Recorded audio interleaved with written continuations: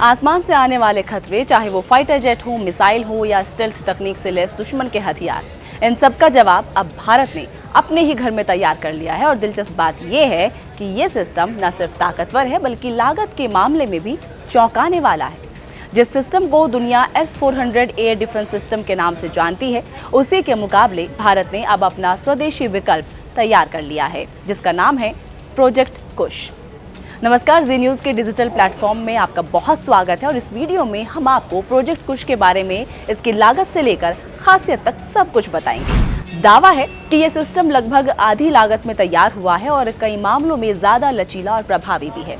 सबसे बड़ी बात यह कि भारतीय वायुसेना ने इस पर भरोसा जताते हुए एक साथ 5 स्क्वाड्रन का ऑर्डर दे दिया है। इस पूरे ऑर्डर की कीमत करीब 21,700 करोड़ रुपए है। अगर तुलना करें तो S-400 के 5 स्क्वाड्रन के लिए भारत को करीब 45,000 करोड़ रुपए खर्च करने पड़े थे, यानी कीमत आधी, लेकिन क्षमता में कोई समझौता नहीं।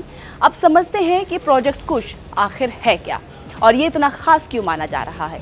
तो ये एक multi layer air defence system है, यानी अलग अलग दूरी पर आने वाले खतरों को रोकने के लिए इसमें 3 तरह की मिसाइलें शामिल हैं, M1, M2 और M3।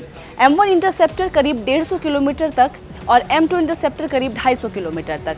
M3 इंटरसेप्टर 350 से 400 किलोमीटर तक, यानी दुश्मन चाहे दूर हो या नजदीक हो, ये हर दूरी पर उसे रोकने की तैयारी कर लेता है। इन मिसाइलों की कीमत में भी एक बड़ा फैक्टर है। जहां S-400 की एक मिसाइल करीब 100 करोड़ रुपए तक की पड़ती है, तो वहीं प्रोजेक्ट कुश की मिसाइलें लगभग 40 से 50 करोड़ रुपए के बीच है। लेकिन असली ताकत सिर्फ लागत में नहीं बल्कि नियंत्रण में है।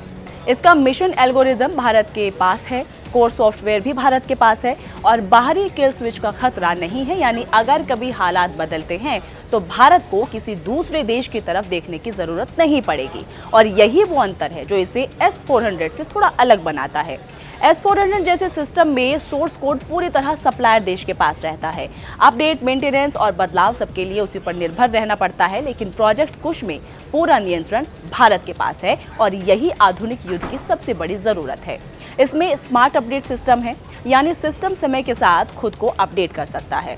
अब बात करते हैं इसके नेटवर्क और इंटीग्रेशन की। प्रोजेक्ट कुश को इस तरह डिजाइन किया गया है कि ये भारतीय वायुसेना के मौजूदा और भविष्य के सिस्टम के साथ आसानी से काम कर सके। अगर इसके network integration, integrated air command control की बात करें तो मेनेत्रा, अवॉक भविष्य के अवॉक प्लेटफॉर्म, तेजस MK2 ग्राउंड रडार नेटवर्क, यानी पूरा सिस्टम एक नेटवर्क से जुड़ा होगा जहां हर जानकारी रियल टाइम में शेयर की जाएगी। इससे प्रतिक्रिया का समय कम होगा और सटीकता ज्यादा होगी। मेंटेनेंस भी एक बड़ा मुद्दा है, खासतौर पर ऐसे सिस्टम में जो 20 से 30 साल तक चलते हैं। मेंटेनेंस और लाइफ के मामले में ये 25 से 30 साल तक सेवा में रहेगा। पूरा मेंटेनेंस भारत में होगा, कोई विदेशी निर्भरता नहीं होगी, यानी लंबे समय तक ये सिस्टम भारत की रक्षा जरूरतों को पूरा करेगा बिना किसी बाहरी बाधाओं के। प्रोडक्शन की बात करें तो इसमें भी पूरी तरह स्वदेशी व्यवस्था है।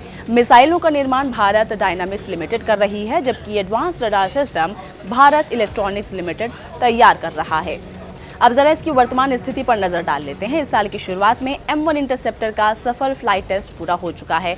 बाकी वेरिएंट M2 और M3 को 2028 से 2030 के बीच भारतीय वायुसेना को सौंपने की योजना है। कुल मिलाकर प्रोजेक्ट कुश सिर्फ एक नया डिफेंस सिस्टम नहीं है, ये भारत की रक्षा नीति में एक बड़ा बदलाव है। जहां पहले हम अत्याधुनिक सिस्टम के लिए पूरी तरह विदेशों पर निर्भर थे, अब हम खुद अपने लिए वही तकनीक तैयार कर रहे हैं और बेहतर शर्तों पर। और शायद यही वजह है कि इसे आधे दाम में S-400 कहा जा रहा है। लेकिन असली कहानी कीमत की नहीं, आत्मनिर्भरता की है, क्योंकि जब आसमान की सुरक्षा अपने हाथों में हो तभी असली रणनीतिक ताकत हासिल होती है।